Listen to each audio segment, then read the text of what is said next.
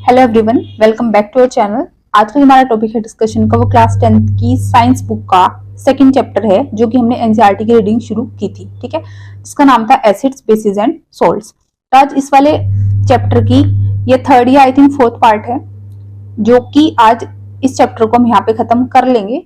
ये वाला आपका पार्ट नंबर 4 होने वाला है, जिसमें हम सारे के सारे चैप्टर को यहाँ पे खत्म कर लेंगे। ठीक है, इसके बाद जो नेक्स्ट पार्ट आएगा, उस वाले पार्ट के अंदर एनसीईआरटी के जितने भी बैक क्वेश्चंस हैं, हम सारे के सारे वो डिटेल में डिस्कस करेंगे। तो आप लोग इस चैनल से जुड़े रहिए, ताकि सारी की सारी चीजें अपनी पढ़ाई से रिलेटेड आप यहीं से कंप्लीट कर लो। ठीक है, तो देखो, इससे पहले वाले पार्ट में मैंने आपको पढ़ाया था chemicals from the common salts, ये हो गया था।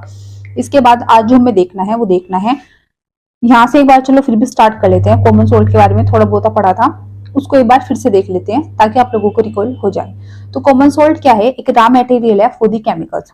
वो सारे केमिकल्स को बनाने में हम कॉमन सॉल्ट को यूज करते हैं। तो ये क्या है? एक तरह का रॉ मटेरियल है इन सारे केमिकल्स के लिए। जैसे कि कॉमन सॉल्ट जो ऑब्टेन होता है, वो एक इंपॉर्टेंट रॉ मटेरियल होता है बहुत सारे मटेरियल्स के लिए, जो हम अपने डेली यूज के अंदर लेते हैं। जिसमें से कौन है? सोडियम हाइड्रोक्साइड है, बेकिंग सोडा है, वॉशिंग सोडा है, ब्लीचिंग पाउडर है, और भी बहुत सारे हैं। ठीक है, वो हम सारे आगे डिटेल में डिस्कस करेंगे। तो हमें ये देखना है वन बाय वन कि कैसे एक सब्सटेंस हम यूज कर रहे हैं डिफरेंट सब्सटेंसेस के फॉर्मेशन में, उनको बनाने के लिए। ठीक है, तो सबसे पहले स्टार्ट करते हैं सोडियम हाइड्रोक्साइड से। और इसके अंदर भी हमें जो देखना है ना, बहुत ही important, most important chlor alkali process, जिसके ऊपर क्वेश्चन आपसे पूछा जाता है 101%। तो इसको आप नहीं छोड़ोगे। ठीक है, तो क्लोर एल्कली प्रोसेस की अगर हम बात करते हैं, उससे पहले एक बार इस पैरा को पढ़ लेते हैं कि when electricity is pass through the aqueous solution of sodium chloride, कि जब भी इलेक्ट्रिसिटी को पास करते हैं किसके through? Aqueous solution of sodium chloride के थ्रू, तो उसको बोलते हैं हम ब्राइन। ब्राइन बेसिकली क्या होता है कि जब NaCl के अंदर हम वाटर को ऐड करते हैं, और इन दोनों का जो सेचुरेटेड सोल्यूशन होता है, इन दोनों का जो क्या होता है? सेचुरेटेड सोल्यूशन होता है, उसी को हम बोलते हैं ब्राइन। क्या है कि जब भी हम एक्वस सॉल्यूशन बनाते हैं, सोडियम क्लोराइड का एक्वस सॉल्यूशन बनाते हैं, और ज्यादा अच्छे से बोले तो जब भी हम सैचुरेटेड सॉल्यूशन बनाते हैं, किसका? NaCl का विद वाटर, उसी सॉल्यूशन को बोला जाता है ब्राइन। ठीक है, तो it decomposes to form sodium hydroxide. ये डिकम्पोज हो जाता है और क्या बना लेता है? यहाँ से मीन से क्या बना लेता है? Sodium hydroxide. The process is called the chlor alkali process. अब इस प्रोसेस को बोला जाता है क्लोर एल्कली प्रोसेस, क्योंकि यहाँ पे जो प्रोडक्ट बन रहा है ना, वो क्या बना रहा है? क्योंकि यहाँ पे जो प्रोडक्ट बन रहा है उसके अंदर में मिल रहा है क्लोरीन। तो क्लोरीन के लिए हमने यूज किया एक शॉर्ट वर्ड, एक शॉर्ट टर्म, जिसका नाम है क्लोर। एंड अल्कली बेस के लिए, जो कि क्या है? सोडियम हाइड्रोक्साइड है। ठीक है, तो ये देखो NaCl, इसको जब मैंने पानी के अंदर डाला, इसका सैचुरेटेड सोल्यूशन बनाया, तो इसने क्या दिया? डिकम्पोज होके एक एल्कली दिया। ठीक है, और साथ में क्या दिया? क्लोरीन दी, और हाइड्रोजन गैस आउट की। तो क्लोरीन गैस और हाइड्रोजन गैस आउट हुई। यहाँ से साथ में हमें क्या मिला? एक्वस फॉर्म में सोडियम हाइड्रोक्साइड का एक्वस फॉर्म मिली। इसका नाम क्लोर एल्कली प्रोसेस इसलिए है क्योंकि यहाँ पे क्लोर स्टैंड्स फॉर ये क्लोरीन जो गैस आउट हो रही है, and alkali for this NaOH। ठीक है, अब देखो, अगर ये तो चलो बुकिश लैंग्वेज है, एक बार इसको यहाँ से मिटा दो। एक बार मैं अगर आपको साधारण सी लैंग्वेज के अंदर एक चीज समझाऊं कि क्लोर एल्कली प्रोसेस क्या होता है, तो क्लोर एल्कली प्रोसेस एक इंडस्ट्रियल प्रोसेस होता है, जिसके अंदर हम इलेक्ट्रोलिसिस का मेथड यूज करते हैं और ब्रेक डाउन कर देते हैं NaCl को Cl2 NaOH एंड H2 के अंदर।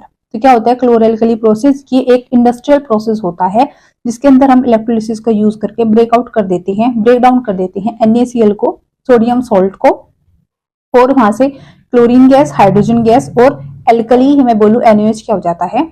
आउट हो जाता है। ठीक है, इस प्रोसेस में एक्चुअली में होता क्या है कि डायरेक्ट इलेक्ट्रिक करंट को हम अप्लाई करते हैं, तो एनोड पे तो हो जाता है ऑक्सीडेशन, एंड कैथोड पे क्या हो जाता है? फिर रिडक्शन। ठीक है, अब वो सारा हम देखते हैं। तो ये आप अगर 1-2 नंबर में पूछा जाता है इसके बारे में, ठीक है, ज्यादा लोग नहीं पूछा जाता, तो इतना लिख के आओगे तो नंबर क्या मिलेंगे? पूरे के पूरे। ठीक, तो वॉशिंग सोडा ये सब अच्छा हमने पढ़ लिया था।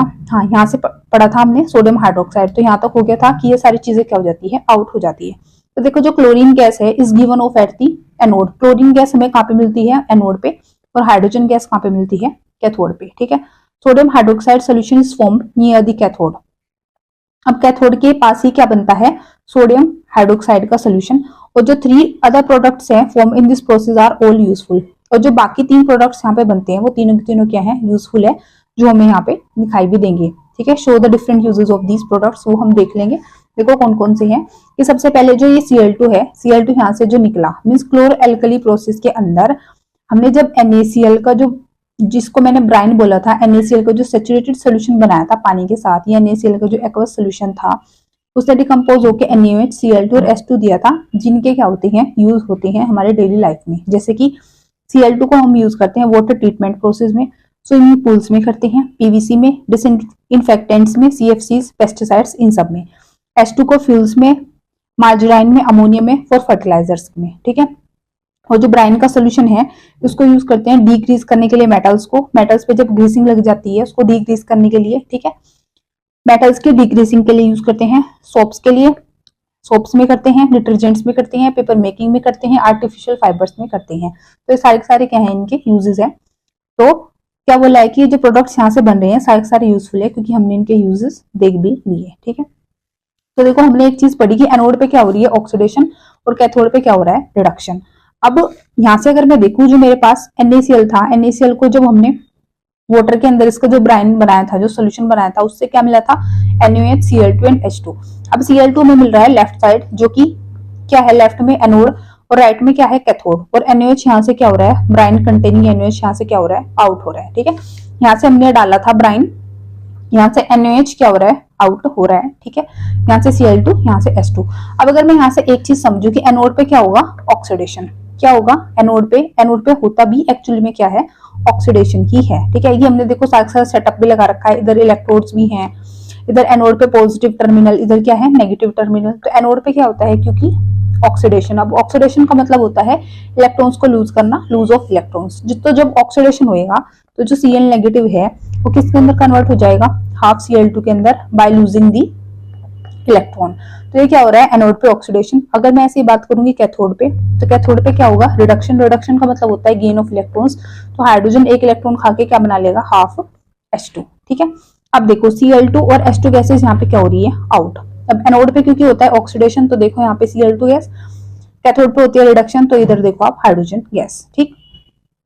आई इतनी बात समझ में। फिर इसके बाद अगर मैं बात करूं कि ये जो Cl नेगेटिव है, अगर मैं नेगेटिव वालों की बात करूं, इधर है Cl negative, OH negative, Na+H+। अब ये सब आया कहां से, हमारे पास क्या था, NaOH था, Cl2 था, H2 था, ठीक है। तो ये जो NaOH था, NaOH कैसे ब्रेक आउट हुआ, Na+ के अंदर और OH- के अंदर, ठीक है। फिर Cl2 ने क्या करा, Cl2 ने क्या करा, ऑक्सीडेशन करा, और ऑक्सीडेशन करके खुद को किसमें कन्वर्ट कर लिया, अच्छा ये है सॉरी Cl नेगेटिव। तो Cl नेगेटिव ने यहाँ से क्या किया था, ऑक्सीडेशन, और ऑक्सीडेशन करके खुद को किसमें कन्वर्ट कर दिया, Cl2 गैस के अंदर। ऐसे यहाँ पे हाइड्रोजन था, हाइड्रोजन ने किसमें कन्वर्ट कर लिया खुद को, H2 के अंदर। अब क्वेश्चन ये है कि यहाँ पे Cl नेगेटिव जो है, इधर OH नेगेटिव भी तो था ना, तो इसका भी तो ऑक्सीडेशन हो सकता था। ऐसे इधर Na+ भी था, इसका भी ऑक्सीडेशन, इसका भी रिडक्शन हो सकता था, लेकिन हाइड्रोजन का क्यों हुआ, देखो उसका रीजन ये है कि अगर मैं Na+ और H+ में देखूं, तो H+ की जो एफिनिटी है वो इलेक्ट्रॉन्स के लिए क्या है, ज्यादा है। मतलब जो H+ की चाहत है इलेक्ट्रॉन्स के लिए वो क्या है, ज्यादा है। तो जल्दी से इलेक्ट्रॉन्स को गेन करेगा और खुद को क्या कर लेगा, रिड्यूस कर लेगा। वहीं पे Cl नेगेटिव और OH नेगेटिव में से, क्योंकि Cl नेगेटिव को जरूरत थी ऑक्सीडेशन की, किसकी जरूरत थी, ऑक्सीडेशन की, किससे ज्यादा, OH नेगेटिव से। तो इसने क्या कर लिया, खुद का ऑक्सीडेशन कर लिया। तो यही कारण है कि इधर 2 नेगेटिव है, 2 पॉजिटिव है, उसमें से एक एक क्यों जा रहा है, ठीक। फिर बचा Na+ OH नेगेटिव, जो दोनों आपस में कंबाइन हुए, और यहाँ से ब्राइन कंटेनिंग NaOH क्या हो गया, यहाँ से आउट, ठीक है। आई इतनी बात समझ। तो होगा क्या कि यहाँ से ये जो इलेक्ट्रॉन्स आउट हुए इस साइड, ये जो इलेक्ट्रॉन्स निकले मीन्स ऑक्सीडेशन हुआ, इलेक्ट्रॉन्स मूव करेंगे लेफ्ट से राइट की तरफ। तो ये था हमारा क्लोर एल्कली प्रोसेस। आई इतनी बात समझ में, ठीक है, कि कैसे इलेक्ट्रॉन्स का फ्लो हुआ। तो इलेक्ट्रॉन्स का फ्लो कैसा हो रहा है, लेफ्ट से राइट की तरफ, ठीक है, क्योंकि लेफ्ट की तरफ ये इलेक्ट्रॉन्स क्या हो रहे हैं, आउट हो रहे हैं, जो कि फिर मूव कर रहे हैं राइट की तरफ, क्योंकि राइट में इलेक्ट्रॉन्स को एक्सेप्ट करके क्या कर रहा है, खुद का रिडक्शन। तो क्या है क्लोर एल्कली प्रोसेस, ये एक इंडस्ट्रियल प्रोसेस है जिसमें हम इलेक्ट्रोलिसिस की हेल्प से ब्रेक डाउन कर देते हैं NaCl को Cl2, NaOH और H2 के अंदर। जिसमें होता क्या है कि Cl2 निकलेगा, देखो किस साइड से, एनोड की, H2 कैथोड वाली, और NaOH ये आपको यहाँ से दिख रहा है, ब्राइन कंटेनिंग NaOH। तो ये इंपॉर्टेंट प्रोडक्ट्स हैं किसके, क्लोर एल्कली प्रोसेस के। तो सवाल ऐसे भी आ सकता है कि इंपॉर्टेंट प्रोडक्ट्स बता दो क्लोर एल्कली प्रोसेस के, इसमें कौन सा मेथड लगता है, क्या लगता है, कैसे ये बनता है, कोई भी आपसे सवाल यहाँ से पूछा जा सकता है, ठीक है। तो आई होप आप लोगों को इतना समझ में आया होगा। उसके बाद फिर अगर हम दूसरी बात करते हैं कि ब्लीचिंग पाउडर की, क्योंकि हमने क्या पढ़ा कि देखो स्टार्टिंग वाले सवाल पे आ जाओ, हमने पढ़ा क्या था कि कॉमन सोल्ट क्या है, एक रॉ मटेरियल है केमिकल्स के लिए। तो हम वही देख रहे हैं कि कैसे रॉ मटेरियल है फॉर द केमिकल्स के लिए। यहाँ से देखो NaCl से कैसे हमने NaOH की फॉर्मेशन की। ठीक है, अब चलते हैं आगे। आगे क्या है, ब्लीचिंग पाउडर। तो you have already come to know that chlorine is produced during the electrolysis of aqueous sodium chloride that is brine. तो आप लोगों ने देखा अभी कि क्लोरीन हमारा प्रोड्यूस हो रहा है जब हम इलेक्ट्रोलिसिस कर रहे हैं किसकी, ब्राइन सोल्यूशन की या फिर NaCl के एक्वस सोल्यूशन की। तो ये जो क्लोरीन गैस है इसको हम यूज करते हैं किसके मैन्युफैक्चर के लिए, ब्लीचिंग पाउडर के मैन्युफैक्चर के लिए। ब्लीचिंग पाउडर कैसे प्रोड्यूस होता है, by the action of chlorine on dry slaked lime. कि जब ड्राई स्लेक्ट लाइम, जिसका फॉर्मूला ये होता है कैल्शियम हाइड्रोक्साइड, इसके ऊपर, इस ड्राई स्लेक्ट लाइम के ऊपर जब एक्शन करेगा क्लोरीन तो क्या बना देगा, CaOCl2 बना देगा, जो कि एक्चुअल में किसका फॉर्मूला होता है, molecular formula of bleaching powder. तो bleaching powder is represented as CaOCl2। ठीक है, कैल्शियम हाइपोक्लोराइड। तो ये एक्चुअल कंपोजिशन होती है, जो कि क्या होती है इसकी, क्वाइट अच्छा, एक्चुअल जो कंपोजिशन होती है वैसे इसकी, वो एक्चुअली में क्या होती है, क्वाइट कॉम्प्लेक्स होती है। बट यहाँ पे तो हमें इतना ही समझना है कि कैसे Cl2 ने इस ड्राई स्लेक्ट लाइम के ऊपर अपना एक्शन दिखाया और इसको किसमें कन्वर्ट कर दिया, ब्लीचिंग पाउडर के अंदर, जिसका नाम होता है कैल्शियम हाइपोक्लोराइड भी। ठीक है, आई इतनी बात समझ। उसके बाद कि ब्लीचिंग पाउडर को हम यूज किस लिए करते हैं, तो फॉर ब्लीच करने के लिए कॉटन को, लिनेन्स को, ठीक है, जो हमारे टेक्सटाइल इंडस्ट्री के अंदर यूज होता है। ब्लीचिंग करने के लिए वुड पल्प को, पेपर फैक्ट्रीज के अंदर। ब्लीचिंग करने के लिए वॉश्ड क्लोथ्स को, लॉन्ड्री के अंदर। ठीक है, फिर ऑक्सीडाइजिंग एजेंट भी है बहुत सारी केमिकल इंडस्ट्रीज के अंदर। ठीक है, to make drinking water free from the germs, means drinking water को जर्म से फ्री करने के लिए भी हम ब्लीचिंग पाउडर को यूज करते हैं। फिर उसके बाद आ जाओ, नेक्स्ट है बेकिंग सोडा। नेक्स्ट क्या है, बेकिंग सोडा। तो baking soda is commonly used in the kitchen for making the tasty crispy pakoras etcetera. ठीक है, मुंह में पानी नहीं लाना। अब जो बेकिंग सोडा है उसको हम यूज करते हैं अपने किचन में भी, क्या बनाने के लिए, टेस्टी क्रिस्पी पकोड़ा, पता नहीं क्या क्या बनाते हैं। ठीक है, तो sometime it is added for the fast cooking. Sometime आपने देखा होगा जब हमें किसी चीज को फास्ट कुकिंग करनी होती है तो तब भी हम उसके अंदर बेकिंग सोडा डालते हैं, है ना। तो chemical name of the compound is, जो केमिकल नेम होता है कंपाउंड का होता है sodium hydrogen carbonate, molecular formula होता है NaHCO3। इसको हम प्रोड्यूस करते हैं using the sodium chloride as one of the raw material. अब इसको हम कैसे यूज करें, हमने अभी क्या पढ़ा था, NaCl एक रॉ मटेरियल है, बहुत सारी जो हम डे टू डे लाइफ में चीजें यूज करते हैं उनके लिए, उसमें से एक बेकिंग सोडा भी है। तो देखो NaCl की रिएक्शन जब मैं वाटर CO2 अमोनिया के साथ कराऊंगी तो ये मुझे देगा अमोनियम क्लोराइड और बेकिंग सोडा, जिसका फॉर्मूला क्या है, NaCO3, नाम है sodium hydrogen carbonate. Question directly MCQ में ऐसे पूछ लेंगे, what is the molecular formula of baking soda. ठीक है, जो लोग बोर्ड्स के हिसाब से पढ़ रहे हैं 10th की, उनके लिए भी इंपॉर्टेंट है, या फिर जो लोग TGT PGT की तैयारी करते हैं, जो NCERT को पढ़ते हैं, तो यहाँ से क्वेश्चन बिल्कुल बनेगा। बेकिंग सोडा का आपसे पूछ सकते हैं। ठीक है, बेकिंग सोडा का पूछ लेंगे, ब्लीचिंग पाउडर का मोलिकुलर फॉर्मूला पूछेंगे क्लोरैल्कली प्रोसेस में कौन कौन से प्रोडक्ट्स आउट होते हैं। ठीक है, अब नेक्स्ट देखो, did you check the pH of the sodium hydrogen carbonate in activity 2.14। तो क्या आप लोगों ने चेक की थी pH किसकी, सोडियम हाइड्रोजन कार्बोनेट की, इन एक्टिविटी 2.14 में। Can you correlate why it is can be used to neutralize an acid. तो अब क्या आप बता सकते हो हम इसको क्यों यूज करते हैं न्यूट्रलाइज करने के लिए एसिड में, क्योंकि हमने इस एक्टिविटी में ये देखा था कि ये क्या होता है, बेस होता है, और एसिड को कौन न्यूट्रलाइज करेगा, बेस ही करेगा। ठीक है, तो pH से हमें पता चला था इसकी pH 7 से ज्यादा थी, मीन्स ये क्या था, बेस था। तो ये एक mild non coercive basic salt है। ठीक है, तो ये हल्का सा नॉन कोरेसिव क्या है, बेसिक सोल्ट है। तो following reaction takes place when it is heated during the cooking. अच्छा, जब आप इसको फास्ट कुकिंग के लिए यूज करते हो, ठीक है, तो खाने के अंदर जब आप इसको डालोगे तो कुक तो ये होएगा ही। तो देखो जब ये कुक होएगा मीन्स जब हम इसको हीट करेंगे तो ये कन्वर्ट हो जाता है किसके अंदर, सोडियम कार्बोनेट के अंदर, वाटर आउट होता है वहां से और CO2 क्या होती है, आउट। आई बात समझ। तो जब हम इसको कुकिंग में यूज करते हैं तो हीटिंग के दौरान ये Na2CO3 सोडियम कार्बोनेट में, वाटर में और CO2 के अंदर क्या हो जाता है, कन्वर्ट। ठीक, तो sodium hydrogen carbonate has got various uses in the household. इसके बहुत सारे यूजेस होते हैं हमारे हाउसहोल्ड के अंदर। उसके बाद यूजेस भी देख लो क्या है भाई, बेकिंग पाउडर के लिए यूज होता है। ठीक है, which is a mixture of baking soda, sodium hydrogen carbonate and a mild edible acids जैसे कि tartaric acid. When baking powder is heated और mixed in water the following reactions take place. अब अगर हम इसको मिक्स करते हैं water के अंदर तो वाटर का H+, ठीक है, फ्रॉम एन एसिड, उसका H+ इसके साथ जब रिएक्शन करेगा तो ये CO2 देगा, वाटर देगा, प्लस का सोडियम सोल्ट देगा, किसका, एसिड का। क्या देगा, सोडियम सोल्ट ऑफ एसिड। तो carbon dioxide produce during the reaction can cause bread और cake to rise making them soft and the spongy. आपने देखा होगा जब हम केक बनाते हैं या ब्रेड्स बनाते हैं उसमें जब बेकिंग सोडा डालते हैं तो उसके बाद वो स्पॉन्जी हो जाते हैं, फ्लफी से हो जाती हैं। तो कारण क्या है कि CO2 जो यहाँ से प्रोड्यूस होती है इस रिएक्शन के दौरान वो ही करती है ब्रेड्स को या फिर केक को rise making them soft and spongy. ठीक, तो sodium hydrogen carbonate is also an ingredient in the antacids. तो सोडियम हाइड्रोजन कार्बोनेट एक इंग्रेडिएंट है किसके अंदर, एंटासिड्स के भी अंदर, क्योंकि ये क्या है, अल्कलाइन है। तो न्यूट्रलाइज कर देता है एक्सेस एसिड्स को भी स्टमक के अंदर और प्रोवाइड करता है रिलीफ। ठीक, तीसरा इसको हम यूज करते हैं सोडा एसिड फायर एक्सटिंग्विशर्स के अंदर भी। किसको यूज करते हैं हम, कैसे करते हैं, सोडा एसिड फायर एक्सटिंग्विशर्स के अंदर भी। ठीक है, तो ये सारे इसके क्या थे, यूजेस थे। उसके बाद अब नेक्स्ट जो है वो है वॉशिंग सोडा। ठीक है, बेकिंग के बाद क्या है, पहले ब्लीचिंग पाउडर था, फिर बेकिंग सोडा, अब क्या है, वॉशिंग सोडा। तो अनदर केमिकल जिसको हम ऑब्टेन करते हैं सोडियम क्लोराइड से, उसका नाम है वॉशिंग सोडा, जो कि है Na2CO3.H2O। तो you have seen that sodium hydrogen carbonate, तो you have seen that sodium carbonate can be obtain by heating the baking soda. तो सोडियम कार्बोनेट कैसे बन सकता है, अगर हम हीट करेंगे किसको, बेकिंग सोडा को, तो डिक्रिस्टलाइजेशन हो जाएगा सोडियम कार्बोनेट्स का, gives washing soda, it is also a basic salt. तो वो क्या दे देगा, वॉशिंग सोडा, जो कि क्या है, फिर से एक बेसिक सोल्ट है। तो देखो होगा क्या कि अगर मैं सोडियम कार्बोनेट को पानी के साथ इसको ट्रीट करा दूं तो ये क्या दे देगा, हमें वॉशिंग सोडा दे देगा, जिसका फॉर्मूला क्या है, Na2CO3.10H2O। ठीक है, तो क्या बोल रहे हैं कि sodium carbonate can be obtain. तो सोडियम कार्बोनेट को कैसे ऑब्टेन कर सकते हैं, हीट करके इसको बेकिंग सोडा को, तो रिक्रिस्टलाइजेशन हो जाता है सोडियम कार्बोनेट्स को, और वो हमें क्या दे देता है, वॉशिंग सोडा। आई इतनी बात समझ।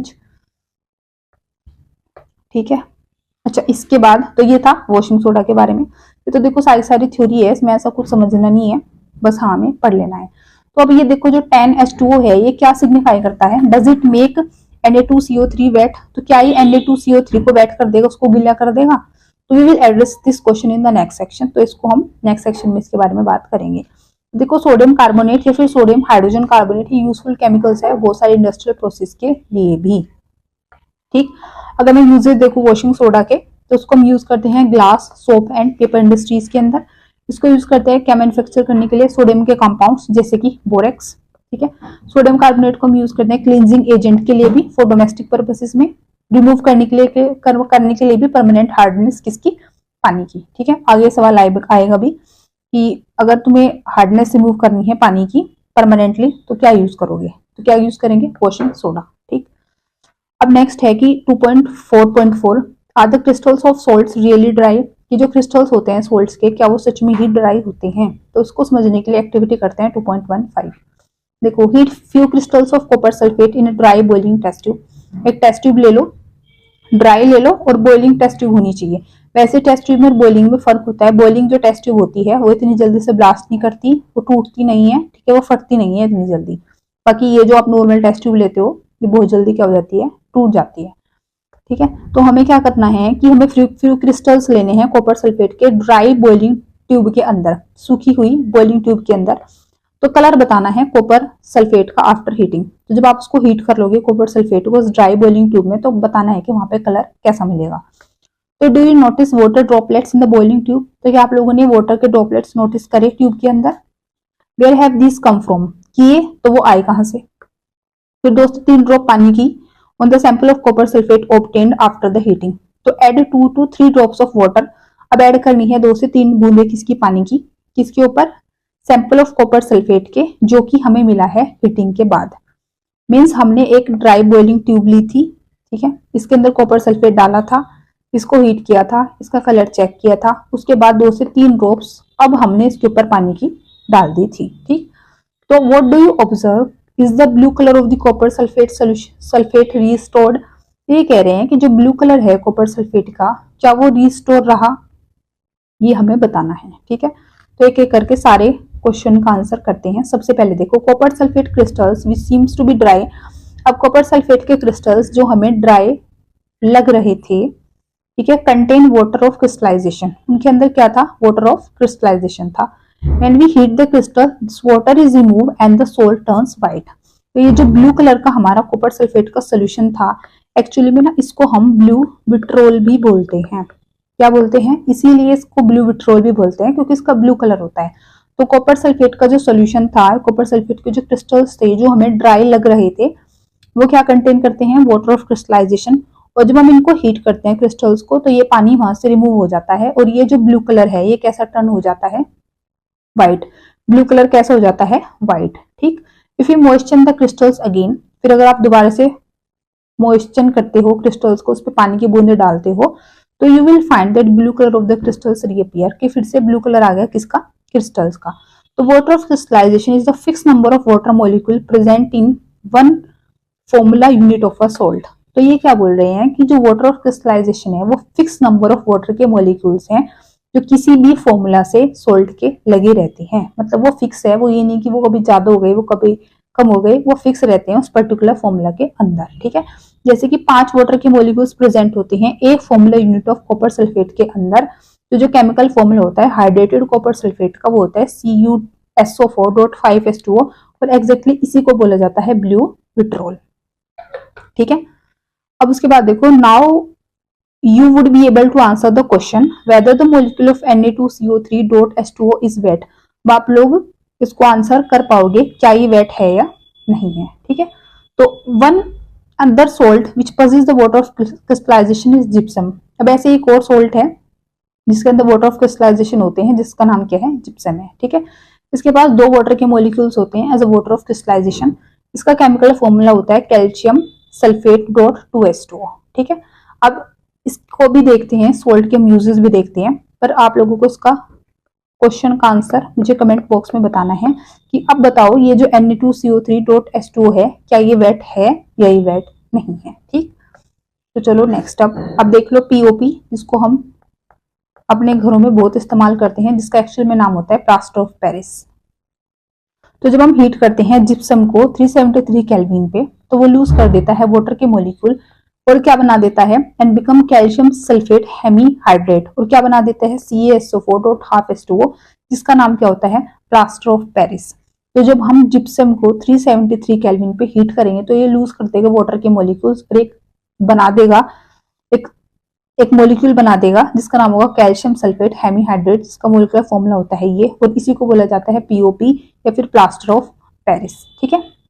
The substance which doctor uses a plaster for supporting the fracture bones in the right position। ठीक है। जब किसी के फ्रैक्चर वगैरह हो जाता है तो आप लोगों ने देखा जो प्लास्टर होता है उसके अंदर क्या यूज करते हैं? ये POP ही हम यूज करते हैं, प्लास्टर ऑफ पेरिस यूज करते हैं। ठीक है। तो प्लास्टर ऑफ पेरिस एक व्हाइट पाउडर होता है, जब उसको पानी के साथ मिक्स करते हैं तो वो चेंज हो जाता है जिप्सम में। वंस अगेन हमें क्या दे देता है? एक हार्ड सॉलिड मास दे देता है। ठीक है। तभी अगर फिक्स पोजीशन पे वो लेके आनी होती है बोन जहाँ पे फ्रैक्चर हुआ रहता है, तो उसके लिए हम तभी इसको यूज करते हैं क्योंकि ये क्या बना देता है? एक सॉलिड मास बना देता है। ठीक है। तो ये देखो POP ये रहा, इसको मैंने पानी के अंदर डाला। 1 क्या बोलते हैं आप इसको? कैसे बोलोगे? मैं तो 3/2 लिख सकती हूँ उसको, है ना, 3/2 वाटर के साथ। तो कैल्शियम सल्फेट 2H2O बना देता है जिसका नाम क्या है? जिप्सम। ठीक है। तो note that only half of water molecule is shown to be attached as water of crystallisation. तो POP के अंदर कितना है? हाफ ही मॉलिक्यूल है वाटर ऑफ क्रिस्टलाइजेशन की फॉर्म में, जो उसके साथ क्या है? अटैच है। तो how can you get a half water molecule? तब कैसे मिल सकता है ये half water molecule? It is written in this form because 2 formula units of calcium sulphate shares 1 molecule of water. अब इसको ऐसे इसलिए लिखा है कि जो 2 फॉर्मूला यूनिट है ना कैल्शियम सल्फेट की, उन्होंने एक वाटर के मॉलिक्यूल को आपस में शेयर कर रखा है। तो हाफ एक के पास, हाफ एक के पास, इसलिए लिखा है हाफ H2O। ठीक है। प्लास्टर ऑफ पेरिस को हम यूज करते हैं टॉयज बनाने के लिए भी, डेकोरेशन के लिए भी, सरफेस को स्मूथ करने के लिए भी। ठीक है। अब आप फाइंड आउट करो कि why is calcium sulphate hemihydrate. अब आपको बताना है कि क्यों आप इसको POP बोलते हो, प्लास्टर ऑफ पेरिस बोलते हो, कैल्शियम सल्फेट को, हेमीहाइड्रेट को। ठीक। अच्छा, उसके बाद अब हम करते हैं ये क्वेश्चंस। अब ये जो मैं आपसे क्वेश्चंस पूछती हूँ ना, ये आप लोगों की जिम्मेदारी है कि मुझे कमेंट सेक्शन में इनका आंसर बताओ। ठीक है। तभी तो पता चलेगा आप लोग सुनते भी हो या नहीं सुनते। ठीक है। तो चलो भाई, चैप्टर आपका है यहाँ पे फिनिश। इसके बाद ये जो क्वेश्चन है ये करेंगे। नेक्स्ट पार्ट में फिर हम NCERT वाले सारे के सारे बैक क्वेश्चन कर लेंगे। आई बात समझ? तो what is the common name of the compound CaOCl2? तो ये जो CaOCl2 है, कॉमन नेम बताना है इस कंपाउंड का। और अभी तो हमने ऊपर देखा था, ये तो ब्लीचिंग पाउडर है। क्या है? ब्लीचिंग पाउडर है। क्या है ये? Bleaching powder. अब name the substance which on treatment with chlorine yields bleaching powder. अब उस सब्सटेंस का नाम बताना है जो कि ट्रीटमेंट करके क्लोरीन के साथ ब्लीचिंग पाउडर देता था। तो वो क्या था? कैल्शियम हाइड्रोक्साइड था, CaOH का ट्वाइस, Cl2 के साथ क्या दे देता था? CaOCl2। क्या दे देता था? CaOCl2। ठीक है, इतनी बात समझ, क्या दे देता था? CaOCl2। तो वो सब्सटेंस बताना था जो ट्रीटमेंट करके क्लोरीन के साथ क्या देता था? Bleaching powder. तो ये है वो सब्सटेंस, CaOH2 का होल ट्वाइस। ठीक है, We name the sodium compound which is used for softening the hard water। बताया था मैंने कि ये सवाल आगे भी आएगा। तो वो सब्सटेंस बताना है जिसको हम यूज करते हैं सॉफ्ट करने के लिए, किसको? हार्ड वाटर को। तो Na2CO3। तो क्या होता है वो? Na2CO3। ठीक है, क्या है वो? Na2CO3। Fourth, what will happen if a solution of sodium hydrogen carbonate is heated? Give the equation. क्या होएगा अगर आप सोल्यूशन सोडियम हाइड्रोजन कार्बोनेट का क्या कर दोगे? हीट कर दोगे। तो अगर आप NaHCO3 के सोल्यूशन को हीट करोगे तो यहां से आपको मिलेगा Na2CO3 प्लस का वाटर का मॉलिक्यूल। अब इस रिएक्शन को बैलेंस कर लो। राइट में क्या है? 2 है तो इधर भी लिख दो 2। इसको बैलेंस करके देख लेना। तो जब हम NaHCO3 को हीट करेंगे तो Na2CO3 मिलेगा प्लस का क्या मिलेगा? वाटर। और इसी Na2CO3 को हम यूज करते हैं किस लिए? Softening of hard water. ठीक है। Fifth, right the equation two show the reaction between the plaster of Paris and water. अब रिएक्शन दिखा दो प्लास्टर ऑफ पेरिस और पानी के बीच में। तो अभी तो हमने देखी थी कैल्शियम सल्फेट हेमीहाइड्रेट जब रिएक्ट करता है 3/2 H2O मॉलिक्यूल्स के साथ तो बना देता है कैल्शियम सल्फेट डॉट 2 H2O, और जिसका नाम क्या होता है? जिसका नाम क्या होता है? जिप्सम। और ये क्या था? Plaster of Paris, POP। ठीक है, तो बताना क्या था हमें? बताना ये था कि इक्वेशन लिख दो between plaster of Paris and water. बस ये इक्वेशन लिखनी थी। ये कैल्शियम सल्फेट हेमीहाइड्रेट जिसको बोलते हैं POP पानी के साथ 3/2 H2O के साथ, तो इसने हमें दे दिया क्या? CaSO4 dot 2 H2O। ठीक है, जो कि क्या होता है? जिप्सम का फॉर्मूला होता है। ठीक है, तो ये वाला चैप्टर हमारा होता है खत्म, जो कि सेकंड चैप्टर था NCERT की क्लास 10th की साइंस की किताब का। इसके बाद अब नेक्स्ट पार्ट में सारे NCERT के सवाल करेंगे और फिर हम चैप्टर 3rd से स्टार्ट कर देंगे। ठीक है, तो आप लोग इस वीडियो को ज़्यादा से ज़्यादा शेयर करो, वीडियो को लाइक करो, चैनल को सब्सक्राइब कर दो, फर्दर शेयर भी कर दो, क्योंकि आप लोगों को NCERT की सारी रीडिंग इसी चैनल के अंदर मिल जाएगी, तो इधर उधर भागने की जरूरत ही नहीं होगी। ठीक है, तो आज के लिए इतना ही, मिलते हैं नेक्स्ट पार्ट में। तब तक के लिए थैंक यू सो मच।